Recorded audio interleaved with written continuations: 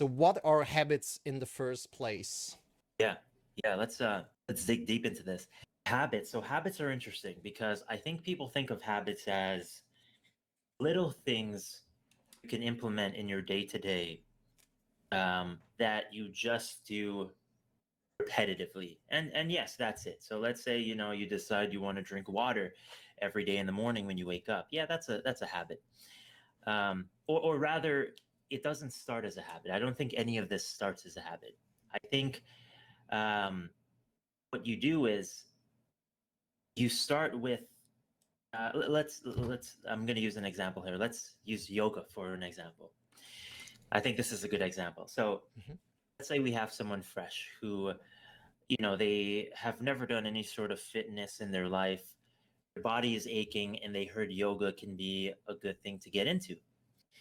So they decide, all right, well, let me start doing yoga. And they go on YouTube and they go here and there.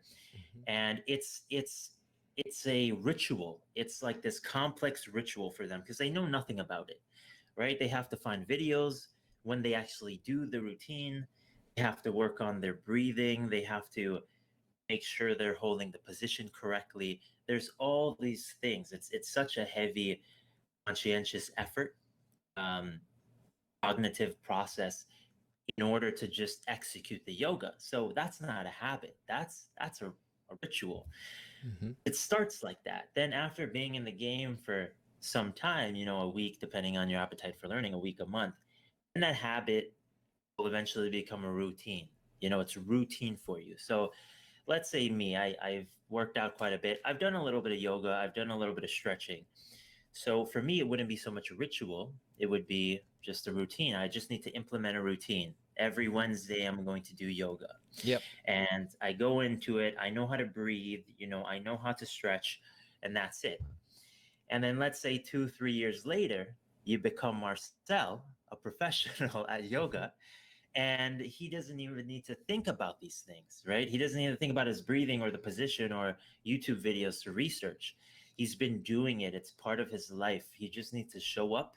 And even the showing up part it's just natural, and that's a habit. A habit is something where there's no conscientious effort. You just execute because you've been doing it. So it kind of goes through this pattern of, let's say ritual routine, then to a habit. So again, to summarize, that's from the most conscientious effort to the least possible. Once it becomes no cognitive effort, then it is a habit.